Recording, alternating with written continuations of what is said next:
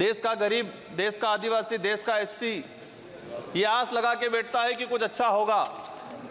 हमारे राजस्थान की बात करें, राजस्थान में डंका बजा रहे थे कि डबल इंजन की सरकार है, सब कुछ हो जाएगा। लेकिन केंद्र का बजट देखा, राज्य का बजट देखा, कुछ नहीं हुआ। और पूरा देश का एसटी एससी आदिवासी समुदाय हो, युवा हो, सब ये लग रहा है कि ये डबल इंजन की सरकार की दावा करने वाली इस बार का जो बजट है वो कहीं न कहीं सिर्फ बिहार का, कहीं न कहीं आंध्र प्रदेश का और सरकार बचाने का बजट साबित हुआ है। और कहीं न कहीं ये जुमलेबाज का जो बजट आया है इस बार, देश की जनता देख रही है। मैं उस लोकसभा क्षेत्र से आता हूं, बांसवाड़ा। मैं बांसवाड़ा डूंगरपुर की जनता को धन्यवाद देना चाहता हूं जिन्होंने मुझे चुन के भेजा। वहां पर हमारे प्रधानमंत्री जी ने कहा था कि जिसकी कोई पहचान नहीं है, जिसका कोई नाम नहीं है, जिसका कोई रिकॉर्ड नहीं है, ऐसे व्यक्ति को जिता के क्या करोगे। लेकिन बांसवाड़ा डूंगरपुर की जनता ने ठान लिया था कि लोकतंत्र है, राजतंत्र नहीं। और ये राजतंत्र तय करने का किसी को ठेका नहीं है, लोकतंत्र है। जनता ने ठान लिया था कि इस बार राजकुमार रोज जाएगा। मैं आपके माध्यम से, पूरे सदन के माध्यम से मेरी जनता को धन्यवाद देना चाहूंगा। मोदी जी ने कहा था वहां के बड़े बुजुर्गों को कि घर घर जाके राम राम बोल देना और चुनाव जिताना। वहां के बड़े बुजुर्गों ने ठान लिया और कह दिया था, और मेरे माध्यम से और आपके माध्यम से संदेश पहुंचाया है उन तक। मुझे कहा था मोदी जी को कह देना कि देश के आदिवासियों को उजाड़ने का काम पिछले 10 सालों में हुआ है। देश के अंदर धर्म की राजनीति हुई है। देश में 15 लाख रुपए बेरोजगारों को नौकरी देंगे यूं करके 10 साल राज किया है। इस बार हम सबक सिखाएंगे। और उन्होंने मेरे माध्यम से मैसेज पहुंचाया है कि गुरु गोविंद की धरती है, मावजी महाराज की धरती है, संत सुरमाल महाराज की धरती है। मानगढ़ दाप में 1500 आदिवासी शहीद हुए थे। मोदी जी 2 बार आए, लेकिन मानगढ़ के लिए, आदिवासी समुदाय के लिए एक शब्द नहीं बोल के गए, कुछ नहीं करके गए। तो उन्होंने मैसेज पहुंचाया है कि आदिवासी समुदाय जाग गया है और अब वो आदिवासी समुदाय नहीं रहा जो बहका में आ जाएगा और वोट दे देगा। माननीय सभापति महोदय, जो वर्तमान स्थिति बनी है बजट के अंदर, मैंने देखा धातुओं का खनन को लेकर उद्योगपतियों को टैक्स में छूट दी गई। लेकिन ये खनन कहाँ हो रहा है? धरती पे हो रहा है, हमारे देश में हो रहा है, पहाड़ों में हो रहा है, जंगलों में हो रहा है। और वहां पर जीव जंतु रहता है और आदिवासी समुदाय भी रहता है। लेकिन आदिवासियों के समय के आदिवासियों के लिए क्या प्रावधान किया गया? आदिवासी इलाके के अंदर देखा जाए, आदिवासी समुदाय बैठा हुआ है, उसको जमीन का पट्टा नहीं मिला हुआ आज तक, आजादी से पहले से बैठा हुआ है, लेकिन वो जमीन की बात करेगा।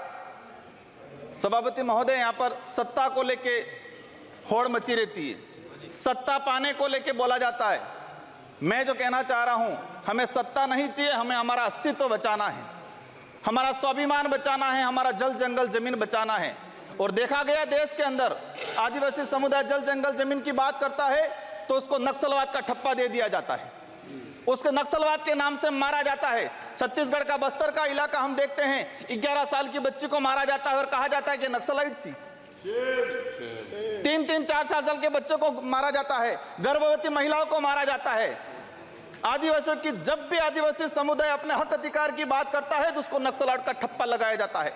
सभापति महोदय, आदिवासी समुदाय को, एससी समुदाय को फ्री की योजना, हम कहते हैं हमें फ्री की योजना मत दो, हमें हमारा हक दो, जल जंगल जमीन का मालिकाना हक दो। और संविधान के अंदर शेड्यूल 5 के अंदर, शेड्यूल 6 के अंदर जो रिजर्वेशन पॉलिसी लागू की है उसको धरातल पे लागू किया जाए।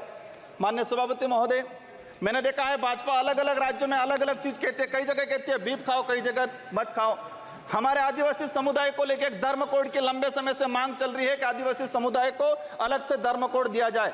आजादी से पहले 1871 से लगा के 1951 तक अलग जनगणना हुई है।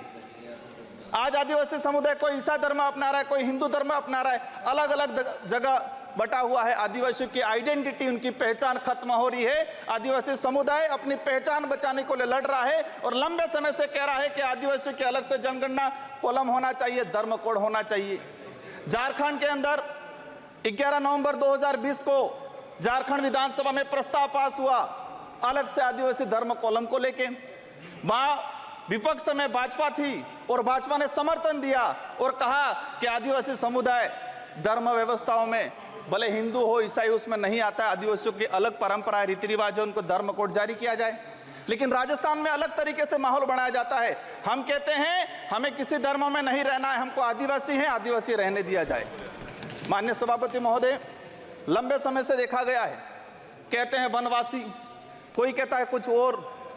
हम कहते हैं हमारी जो आइडेंटिटी है, हमारा जो देखा गया है कई बार कि जो व्यवस्था बनी है उस व्यवस्था के अंदर हम कई बार कहते हैं हमें कुछ मत दो एजुकेशन को लेकर।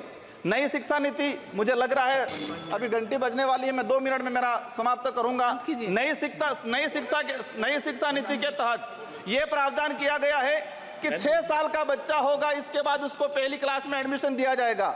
माननीय सभापति महोदय, मैं कहना चाह रहा हूं निजीकरण को बढ़ावा देने का तरीका है ताकि प्राइवेट संस्थाएं खत्म हो, सरकारी संस्थाएं खत्म हो, प्राइवेटकरण हो, ये कहा गया है। मैं अंत में एक ही चीज कहना चाहूंगा, मेरी लोग माननीय सदस्य प्रधान बरुआ जी।